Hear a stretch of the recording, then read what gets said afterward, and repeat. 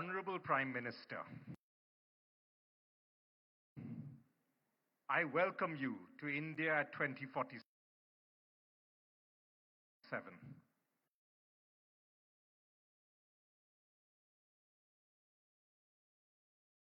2047. We are deeply grateful for your presence. Prime Minister, your goal for 2047 is clear. India must become a developed country within 100 years of independence. As a country, we must answer some questions. How will our economy grow fast enough for such a long time? How can the youth and women of our country fulfill their dreams? How will we ensure enough water for all? When will our nation be safe from terrorism? And amid polarization, how do we bring unity? Our country has the talent, natural resources, and resolve. We look forward to your vision of India 2047. Ladies and gentlemen, please welcome the Honorable Prime Minister, Shri Narendra Modi.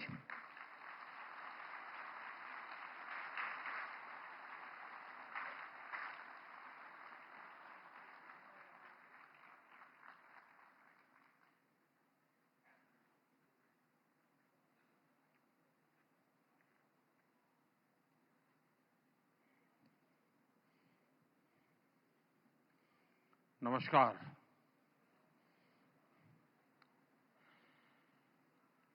आज सुबह से ही भारत मंडपम का ये मंच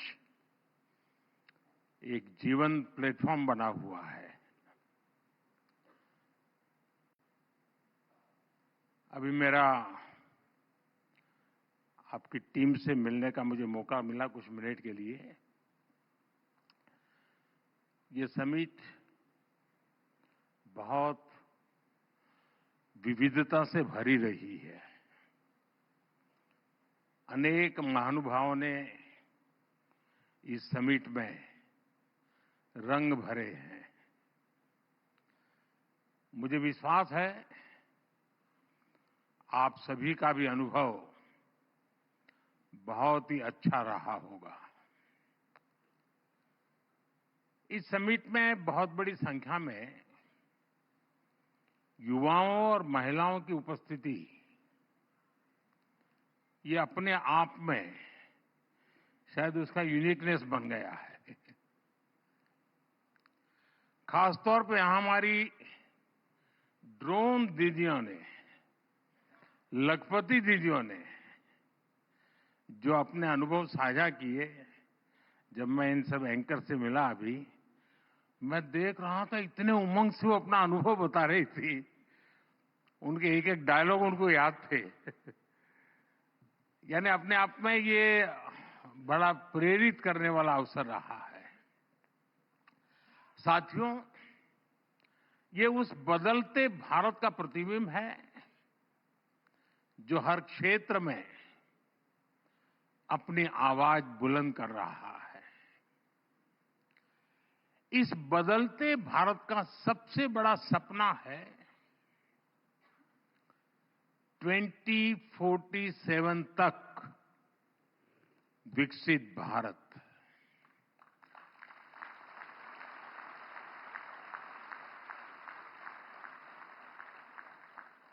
देश के पास सामर्थ्य है, देश के पास संसाधन है और देश के पास इच्छा शक्ति भी है। स्वामी विवेकानंद जी कहते थे, उठो, जागो और तब तक नहीं रुको जब तक अपना लक्ष्य प्राप्त न कर लो। आज वही भावना मैं हर देशवासी में देख रहा हूं। विकसित भारत के लक्ष्य की प्राप्ति में ऐसे मंथन, ऐसी चर्चाएं और उसमें भी युवाओं की भागीदारी, इसकी बहुत बड़ी भूमिका है। आपने इतनी शानदार समिट का आयोजन किया और इसके लिए मैं मेरे मित्र अतिदेव सरकार जी को, मेरा पुराना साथी रजनीश को और एबीपी नेटवर्क की पूरी टीम को बहुत बधाई देता हूं।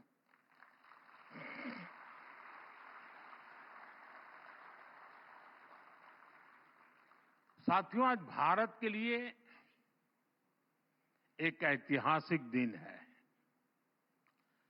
कुछ देर पहले, मैं यहां आने से पूर्व ही, मेरी ब्रिटेन के प्रधानमंत्री जी से बात हुई है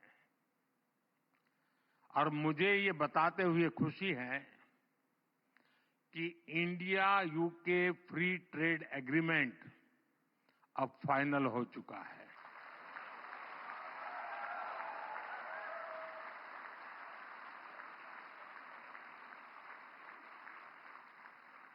विश्व की दो बड़ी और ओपन मार्केट इकोनॉमी के बीच आपसी व्यापार और आर्थिक सहयोग का यह समझौता दोनों देशों के विकास में नया अध्याय जोड़ेगा। यह हमारे युवाओं के लिए बहुत बड़ी खुशखबरी है। इससे भारत में इकोनॉमिक एक्टिविटी को बूस्ट मिलेगा और इंडियन बिजनेसेस और एमएसएमईज के लिए नई अपॉर्चुनिटीज के रास्ते खुलेंगे। आपको पता है, कुछ ही समय पूर्व हमने यूएई, ऑस्ट्रेलिया, मॉरिशस, इनके साथ भी ट्रेड एग्रीमेंट साइन किए हैं। यानी भारत आज सिर्फ रिफॉर्म से नहीं कर रहा, बल्कि दुनिया के साथ एक्टिवली एंगेज करके अपने आप को एक वाइब्रेंट ट्रेड और कॉमर्स हब बना रहा है। साथियों, बड़े निर्णय लेने के लिए, अपने लक्ष्यों की प्राप्ति के लिए जरूरी है कि देश का हित सर्वोपरि रखा जाए।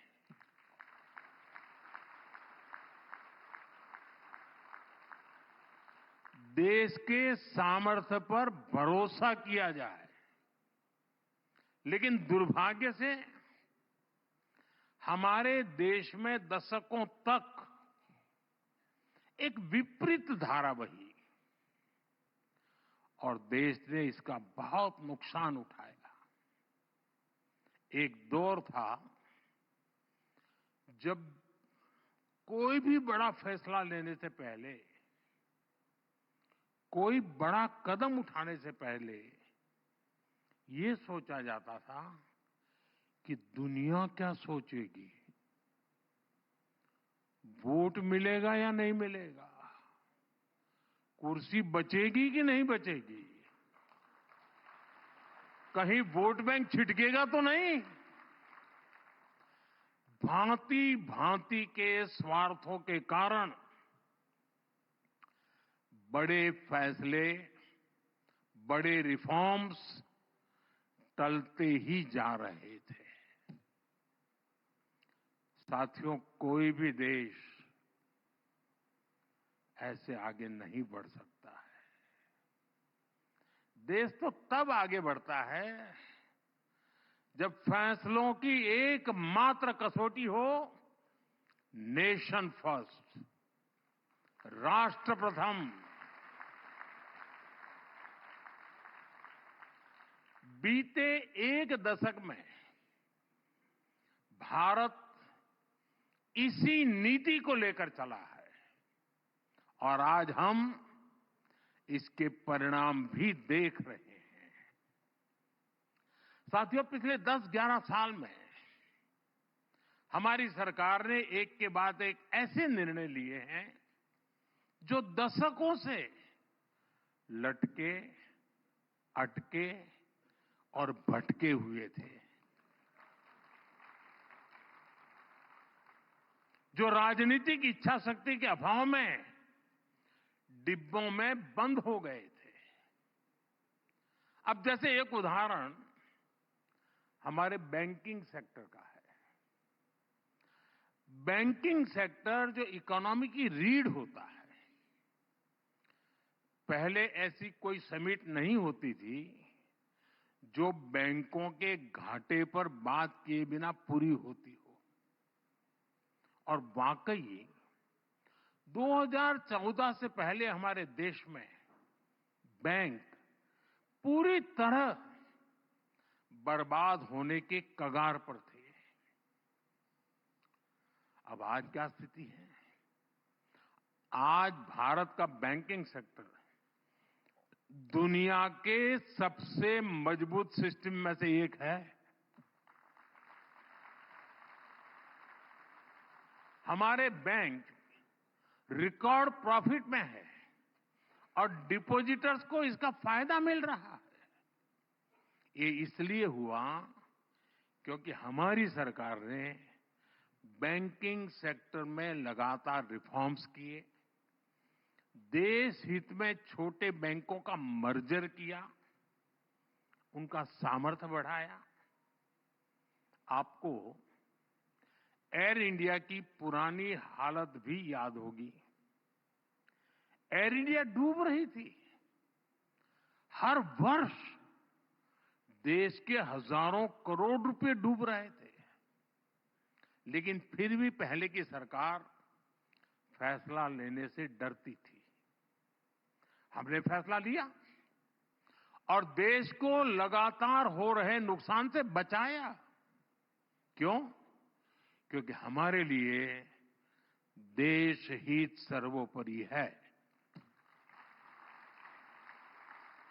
साथियों, हमारे देश के पूर्व प्रधानमंत्री ने माना था कि अगर सरकार 1 रुपया गरीब को भेजती है तो उसमें से 85 पैसा लूट जाता है। सरकारें बदलती रही, साल बीतते रहे, लेकिन गरीब के हक का पूरा पैसा उसे मिले, इस दिशा में ठोस काम नहीं हुआ। गरीब का पूरा पैसा गरीब को मिले, 1 रुपया दिल्ली से निकले तो 100 के 100 पैसे उसके पास पहुंचने चाहिए। इसके लिए हमने डायरेक्ट बेनिफिट ट्रांसफर की व्यवस्था की। और इससे सरकारी स्कीम्स में लीकेज रुकी, लाभार्थियों तक सीधे बेनिफिट पहुंचा।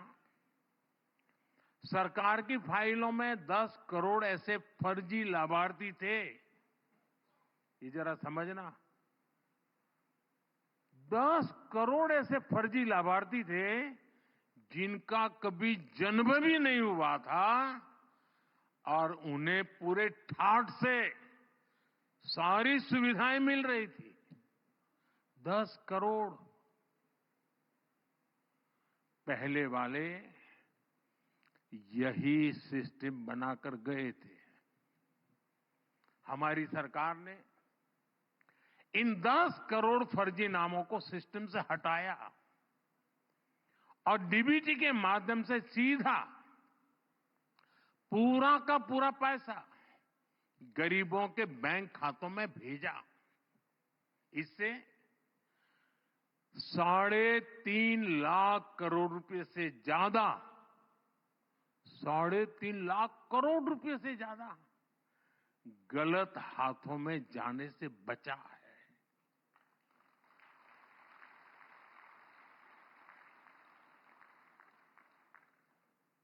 मतलब ये आपका पैसा बचाया है। पैसा आपका बचा, गाली मोदी ने खाई।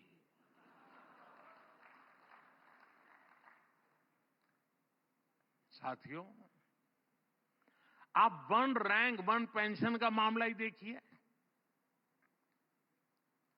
ये अनेक दशकों से लटका हुआ था। पहले ये तर्क देकर इसको ठुकराया जाता था कि इससे सरकारी खजाने पर बोझ पड़ेगा। हमारी सरकार ने देश की रक्षा के लिए जीवन खपाने वालों के हित को सर्वोपरि रखा। आज ओआरओपी से लाखों लाख सैनिक परिवारों का फायदा हो रहा है। अब तक हमारी सरकार ओआरओपी के 1.25 लाख करोड़ रुपए से ज्यादा पूर्व फौजियों को दे चुकी है। साथियों, देश में गरीब परिवारों को भी आरक्षण मिले, इसको लेकर भी दशकों तक सिर्फ बातें हुई। इसको लागू करने का निर्णय हमारी सरकार ने किया। लोकसभा और विधानसभा में महिलाओं को 33% आरक्षण के मामले में क्या क्या होता रहा, ये भी देश ने पूरी तरह देखा है। इसके पीछे भी कुछ लोगों का स्वार्थ था, लेकिन राष्ट्रहित में ये जरूरी था। इसलिए हमारी सरकार ने लोकसभा विधानसभा में विमेन रिजर्वेशन का कानून बनाकर नारी शक्ति को सशक्त किया। साथियों, अतीत में कितने ही ऐसे विषय रहे जिन पर चर्चा करने के लिए ही कोई तैयार नहीं था। डर था कि कहीं वोट बैंक नाराज हो जाए तो। अब जैसे ट्रिपल तलाक का मामला, इसे अनगिनत मुस्लिम बहनों का जीवन बर्बाद हुआ, लेकिन सत्ता में बैठे लोगों को इससे कोई फर्क नहीं पड़ता था। महिलाओं के हित में, मुस्लिम परिवारों के हित में हमारी सरकार ने ट्रिपल तलाक के विरुद्ध कानून बनाया। वक्त कानून में जरूरी सुधार की जरूरत भी अनेक दशकों से महसूस की जा रही थी, लेकिन वोट बैंक को खुश करने के लिए इस नेक काम को भी बदनाम करके रख गया था। अब जाकर वक्फ कानून में वो संशोधन किए गए हैं जो सही मायने में मुस्लिम माताओं बहनों, गरीब मुसलमान, पसमानदा मुसलमानों के काम आएगा। साथियों, एक और बहुत बड़ा काम हुआ है जिसकी चर्चा उतनी नहीं होती। ये काम नदियों से जोड़ने से जुड़ा है। अभी पानी के संबंध में अतिदेव जी ने पूछा क्या करेंगे। दशकों तक हमारी नदियों के पानी को तनाव का, झगड़े का विषय बनाकर रखा गया, लेकिन हमारी सरकार ने राज्य सरकारों के साथ मिलकर नदियों के जोड़ने का एक महाअभियान शुरू किया है। केन बेतवा लिंक परियोजना, पार्वती काली सिंध चंबल लिंक परियोजना, इनसे लाखों किसानों को फायदा होगा। वैसे आजकल तो मीडिया में पानी को लेकर काफी चर्चा चल रही है।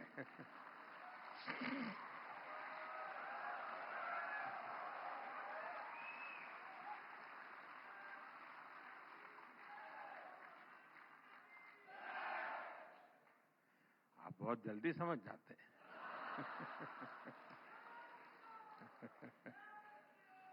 पहले भारत के हक का पानी भी बाहर जा रहा था, अब भारत का पानी भारत के हक में बहेगा। भारत के हक में रुकेगा और भारत के ही काम आएगा। साथियों, अक्सर लोग इस बात को दोहराते हैं कि इतने दशकों बाद संसद की नई इमारत का निर्माण हुआ। लेकिन एक बात पर चर्चा नहीं होती कि दशकों के इंतजार के बाद हमारी सरकार ने ही यहां दिल्ली में डॉक्टर बाबा साहब आम्बेडकर नेशनल मेमोरियल भी बनाया। अटल जी की जब सरकार थी उस समय इसकी बात शुरू हुई थी, लेकिन इसके निर्माण का काम भी एक दशक तक लटका रहा। हमारी सरकार ने इसको तो पूरा किया ही, देश और दुनिया में बाबा साहब से जुड़े प्रमुख स्थलों को पंच तीर्थ के रूप में विकसित किया है। साथियों, 2014 में हमारी सरकार ऐसी परिस्थिति में